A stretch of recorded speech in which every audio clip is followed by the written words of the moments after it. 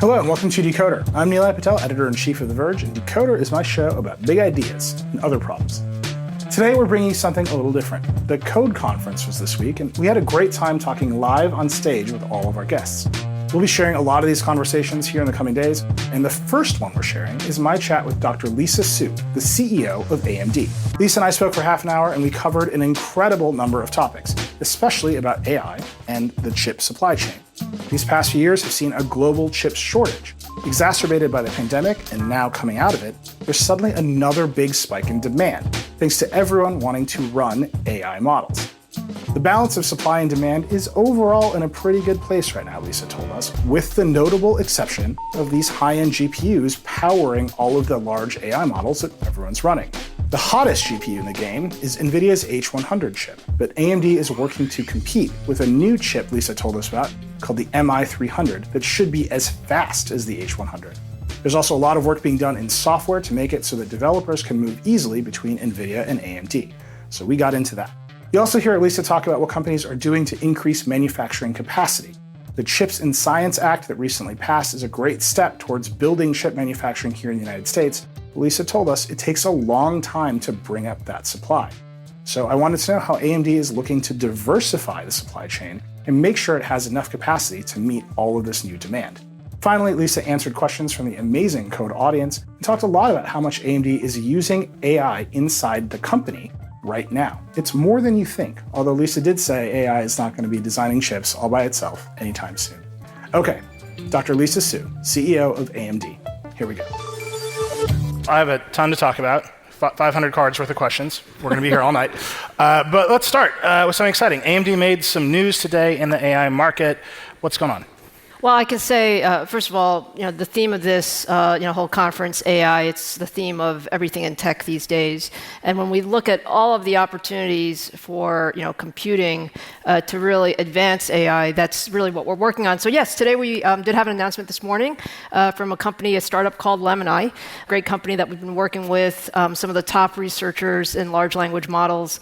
And the key for everyone is when I talk to CEOs, people are all asking, I know I need to pay attention to AI. I know I need to do something, but what do I do? It's so complicated. There's so many different factors. And with these foundational models like Llama, which are great sort of foundational models, many enterprises actually want to customize those models with their own data and ensure that you can do that, sort of in your private environment and, for your application. And that's what Lamini does. They actually customize models, fine-tune models for enterprises, and they operate on, AMD GPUs. And so that was a cool thing. And we've spent, a bit of time with them, quite a bit of time with them, really optimizing the software and the applications to make it as easy as possible to develop these enterprise, fine-tuned models. Yeah, I want to talk about that software in depth. I think it's very interesting where we're abstracting the different levels of software development away from the hardware. But I want to come back to that. I want to begin broadly with the chip market, right? We're exiting a period of pretty incredible constraint in chips, sort of across every process node. Where do you think we are now? Well, it's interesting. I've been in the semiconductor business for, the last 30 years, and for the longest time, people didn't really even understand what semiconductors were or where they were and, where they fit in the overall supply chain and where they were necessary in applications. I think the last few years, especially with the pandemic-driven demand and, everything that we're doing with AI, people now are really focused on semiconductors. I think there has been a tremendous cycle, a cycle where we needed a lot more chips than we had, and then a cycle where we had too many of some. But at the end of the day, I think the fact is semiconductors are essential to so many applications, and particularly for us, what we're focused on are the most complex, the highest performance, the bleeding edge of semiconductors. And I would say that there's tremendous growth in the market. Where do you think the bottleneck is now? Is it at the cutting edge? Is it at the older process nodes, which is what we were hearing sort of in the middle of the chip shortage? Yeah, look, I think the industry as a whole has really come together as an ecosystem to put a lot of capacity on for the purposes of ensuring that we do satisfy overall demand. So in general, I would say that the supply-demand balance is in pretty good place, with perhaps the exception of GPUs. If you need GPUs for large language model training and inference, they're probably tight right now. A little bit tight. Why do you think you're here? Lisa's got some in the back if you need some. But look, the truth is we absolutely are putting a tremendous amount of effort getting the entire supply chain ramped up. These are some of the most complex devices in the world. I mean, hundreds of billions of transistors, lots of advanced technology, but absolutely ramping up supply overall. The Chips and Science Act passed last year, massive investment in this country in fabs. AMD, obviously, largest fabless semiconductor company in the world. Has that had a noticeable effect yet, or are we still waiting for that to come to fruition? Well, I do think that if you look at the Chips and Science Act and what it's doing for the semiconductor industry in the United States, it's really a fantastic thing. I mean, I have to say, hats off to Gina Raimondo and everything that the Commerce Department is doing with industry. These are long lead time things, right? The semiconductor ecosystem in the U.S. needed to be built, sort of 5 years ago. It is being built. It is expanding now, especially at the leading edge, but it's going to take some time. So I don't know that we feel the effects right now, but one of the things that we always believe is, the more you invest over the longer term, you'll see those effects. So I'm excited about onshore capacity. I'm also really actually excited about some of the investments in our national research infrastructure, because that's also extremely important for long-term semiconductor strength and leadership. AMD's results speak for themselves. You're selling a lot more chips than you were a few years ago. Where have you found that supply? Are you still relying on TSMC while you wait for these new fabs to come up? Well, again, when you look at sort of the business that we're in, it's pushing the bleeding edge of technology. So we're always on the most advanced node and trying to get the next big innovation out there. And there's a combination of both process technology, manufacturing, design systems. We are very happy with our partnership with TSMC. They are the best in the world with advanced and leading edge technologies. But we also think. Right? Can you diversify away from them? Well, I think the key is geographical diversity, Eli. So when you think about geographical diversity, and by the way, this is true no matter what. Nobody wants to be in the same place because there are just natural risks that happen. Yeah. And that's where the Chips and Science Act has actually been helpful, because there are now significant numbers of manufacturing plants being built in the U.S. They're actually going to start production over the next number of quarters, and we will be active in having some of our manufacturing here in the United States. I talked to Intel CEO Pat Gelsinger when they broke ground in Ohio. They're trying to become a foundry. He said very confidently to me, I would love to have an AMD logo on the side of one of these fabs. How close is he to making that a reality? Well, I would say this. I would say that from a onshore manufacturing, we are certainly looking at lots and lots of opportunities. I think Pat has a very ambitious plan, and I think that's there. I think we always look at who are the best manufacturing partners, and what's most important to us is someone who's really dedicated to the bleeding edge of technology. Is there a competitor in the market to TSMC on that front? I think there's always competition in the market. I mean, if you think about, TSMC is certainly very good. Samsung is certainly making a lot of investments. You mentioned Intel. I think there's some activities in Japan as well to bring up advanced manufacturing. So there are lots of different options. Last question on this thread, and then I do want to talk about AI. There's a lot of noise recently about Huawei. They put out a 7-nanometer chip. This is either an earth-shattering geopolitical event or it's bullshit. What do you think it is? Let's see. I don't know that I would call it a earth-shattering geopolitical event. Look, I think there's no question that technology is considered a national security of importance, and from a U.S. standpoint, I think we want to ensure that we keep that lead. Again, I think the U.S. government has spent a lot of time on this aspect. The way I look at these things is, we are a global company. China is an important market for us. We do sell to China more consumer-related goods, versus other things, and there's an opportunity there for us to really have a balanced approach into how we deal with some of these geopolitical matters. Do you think that there was more supply available at TSMC because Huawei got kicked out of the game? I think TSMC has put a tremendous amount of supply on the table. I mean, if you think about the capex that's happened over the last 3 or 4 years, it's there because we all need more chips, and when we need more chips, the investment is there. Now, chips are more expensive as a result, and that's part of the ecosystem that we've built out. Yeah, let's talk about that part of it. So you mentioned GPUs are constrained. The Nvidia H100, there's effectively a black market for access to these chips.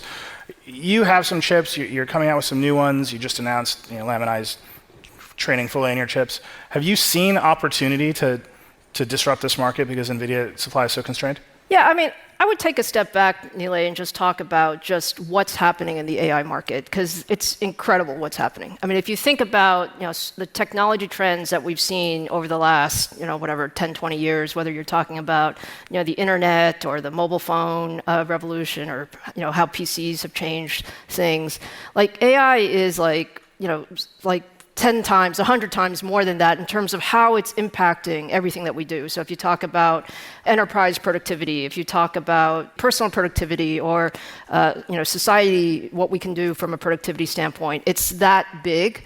So the fact that there's a shortage of GPUs, I think is not surprising because people recognize how important the technology is.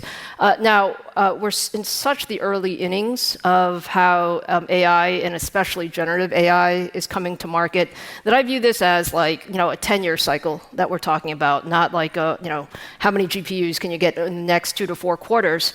We are excited about our roadmap. I think with high performance computing, I would call generative AI kind of the killer app for high performance computing. You need more and more and more, and as good as today's large language model is, it can still get better if you had you continue to increase the training performance and the inference performance. And so that's what we do. We build the most complex chips. We do have a new one coming out. It's called MI300 if you want the code name there. And it's going to be fantastic. It's targeted at large language model training as well as large language model inference. And what we view is, your question of do we see opportunity? Yes, I mean, we see significant opportunity. And it's not just in one place. The idea of the cloud guys are sort of the only users, that's not true. I mean, there's going to be a lot of enterprise AI. A lot of the startups have tremendous sort of VC backing around AI as well. And so we see opportunity across all those spaces. So MI300? MI300, you got it. You heard it here first.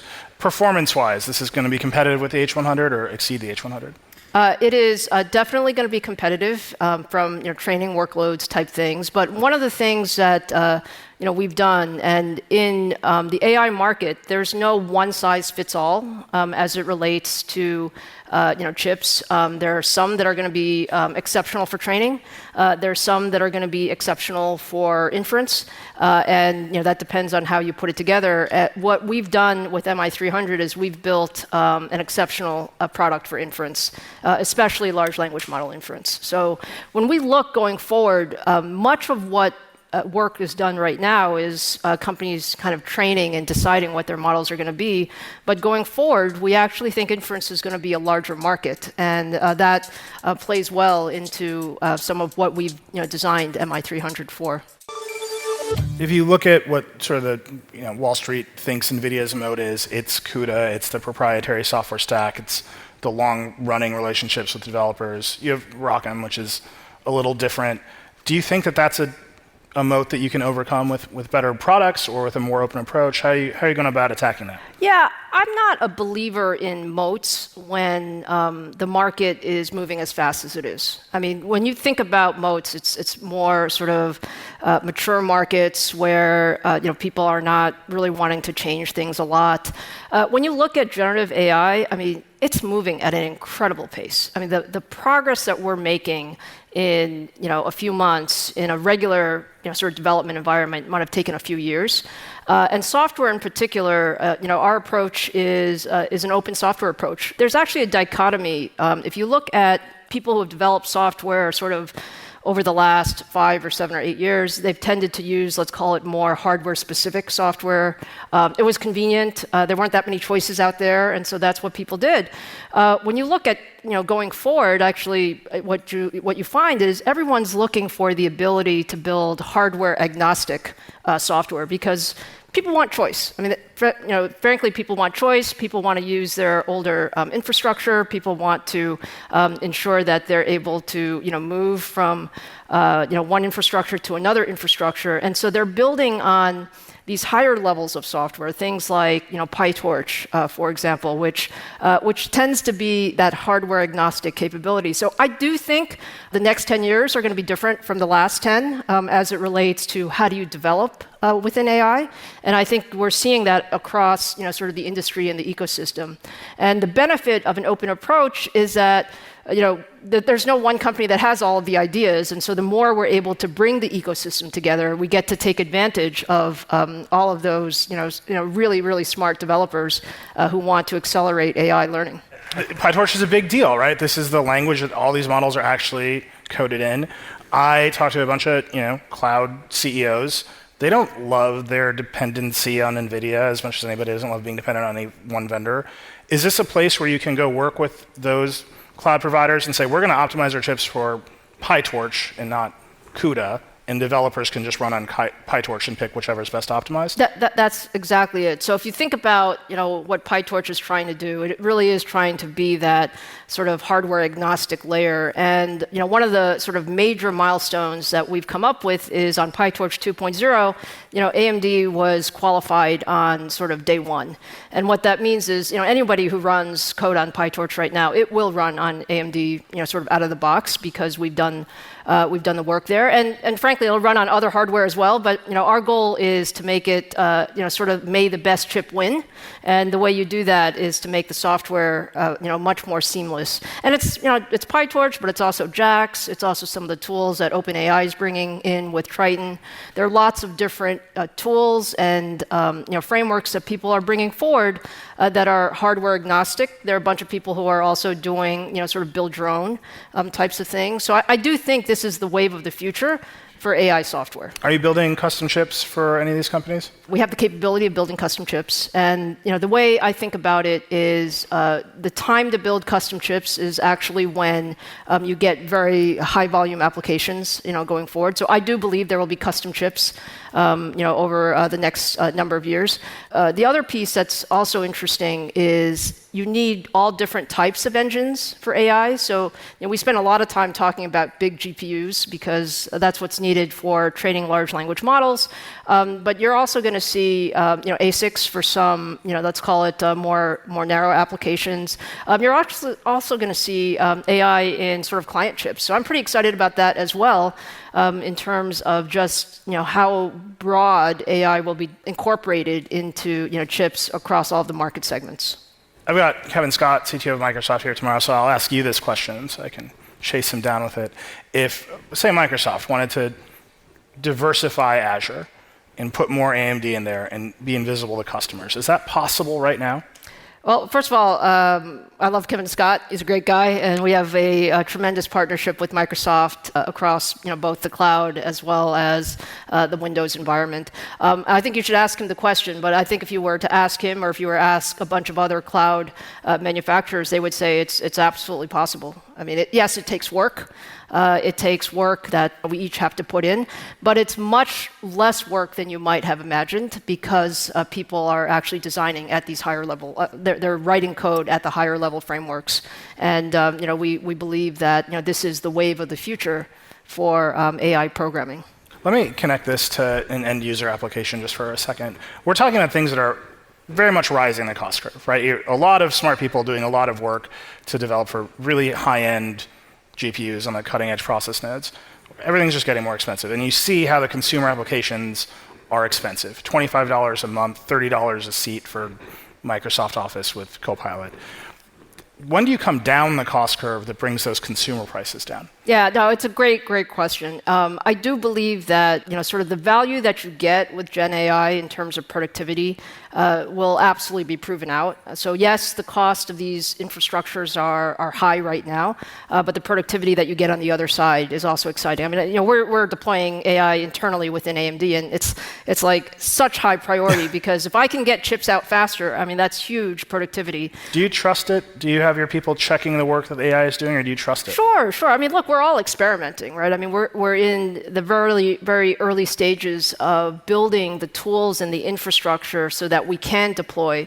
But the fact is, it saves us time. Whether we're designing chips, where we're testing chips, where we're validating chips, it saves us time, and time is money in our world.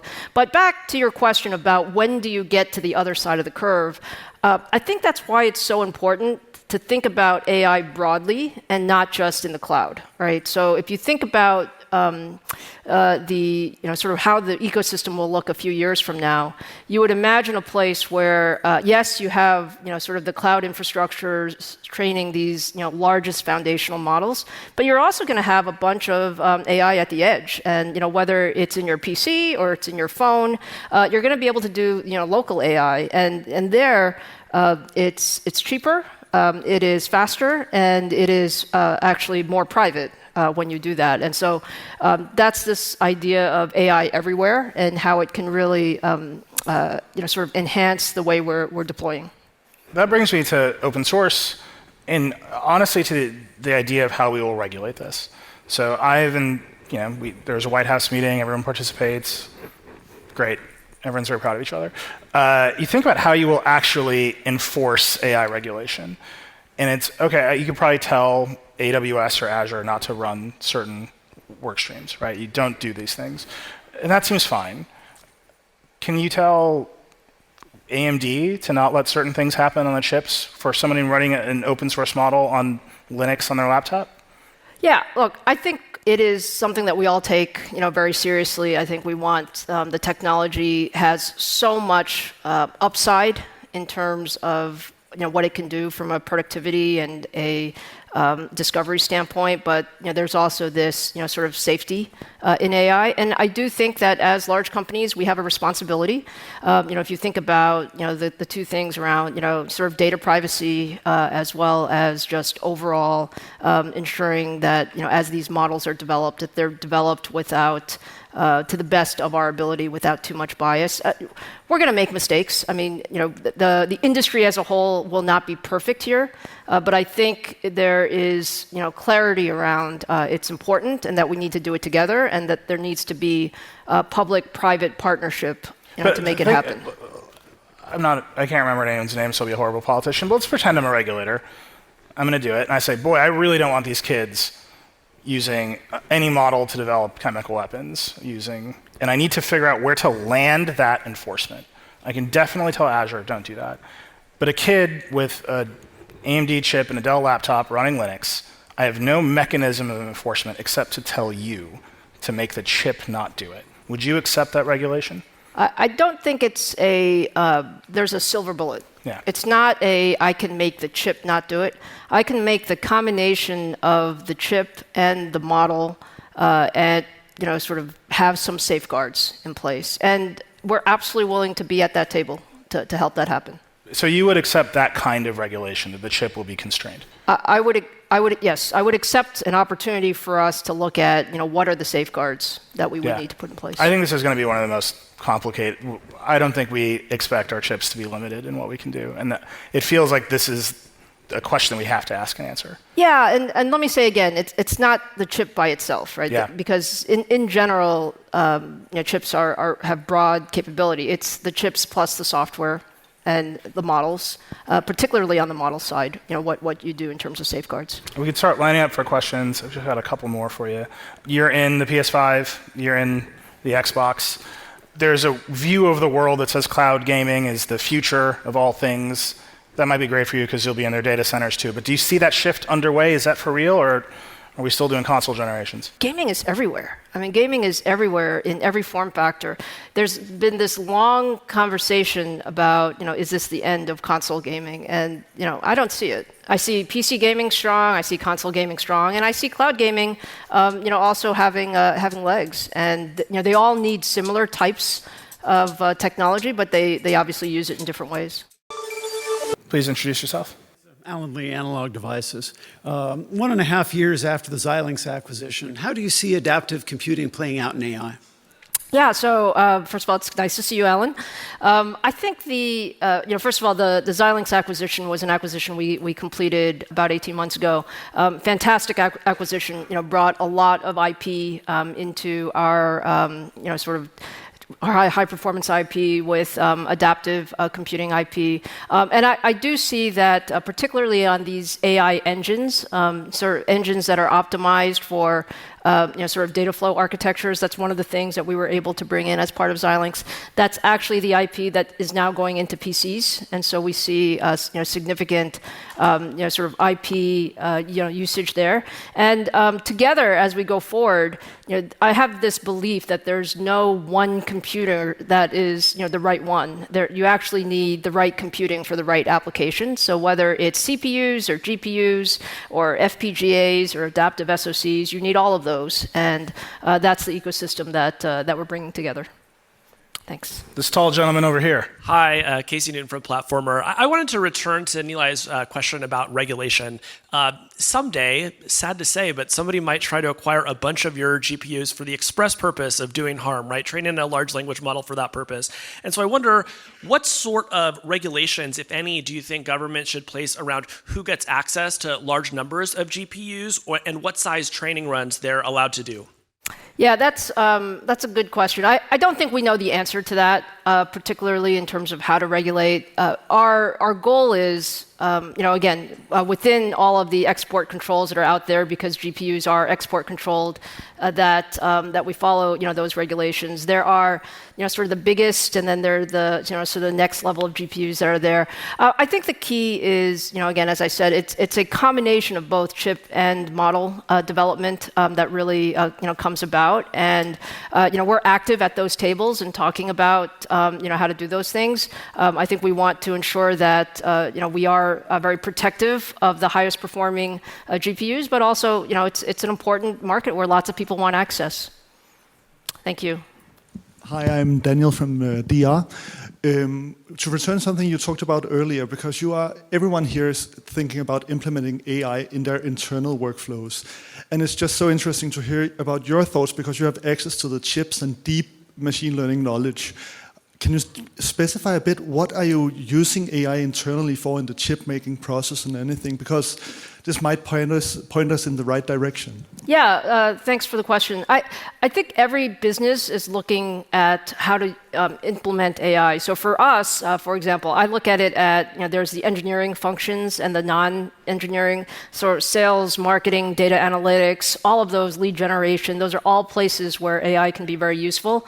On the engineering side, we look at it in terms of how can we build chips faster. So they help us with design, they help us with test generation, they help us with manufacturing diagnostics. Back to Nilay's question, do I trust it to build a chip with no humans involved? No, of course not. I mean, we have lots of engineers. I think Copilot functions in particular are actually fairly easy to adopt.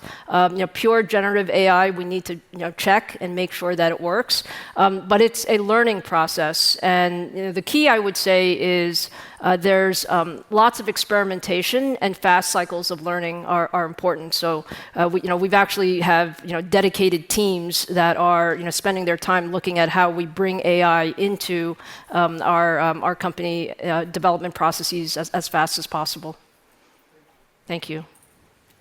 Hi, Jay Peters with The Verge. Apple seems to be making a much bigger push in how its devices, and particularly its M-series chips, are really good for AAA gaming. Are you worried about Apple on that front at all? Yeah, they told me that I don't have my phone on me, but they told me the iPhone 15 Pro is the world's best game console. And that's why it's Pro. It's a very confusing situation. Yeah, I don't know about that. I would say, look, as I said earlier, gaming is such an important application when you think about entertainment and what we're doing with it. I mean, I always think about all competition, but from my standpoint, it's how do we get, it's not just the hardware, it's really how do we get the gaming ecosystem. People want to be able to take their games wherever and play with their friends and on different platforms. Those are options that we have with the gaming ecosystem today. We're going to continue to push the envelope on the highest performing PCs and console chips, and I think we're going to be pretty good. Thank you. Thank you. I have one more for you. If you listen to Decoder, you know I love asking people about decisions. Chip CEOs have to make the longest range decisions of basically anybody I can think of. What's the longest term bet you're making right now? We're definitely designing for the 5+ year cycle. So when I think about, I talked to you today about MI300. We made some of those architectural decisions 4 or 5 years ago, and the thought process there was, hey, where's the world going? What kind of computing do you need? Being very ambitious in our goals and what we were trying to do. So yeah, we're pretty excited about what we're building for the next 5 years. I think we're. What's the bet you're making right now? We're betting on what the next big thing in AI is. Okay. Thank you, Lisa. All right. I did my best. I'd like to thank Dr. Lisa Su for talking to me at the Code Conference, and especially to the Code audience for coming to the show. As always, I'd love to hear what you think of the show. You can email us at decoder@theverge.com. I read all the emails. Or you can hit me up directly on Threads. I'm at Reckless1280. We also have a TikTok. Check it out. It's at DecoderPod. It's a lot of fun.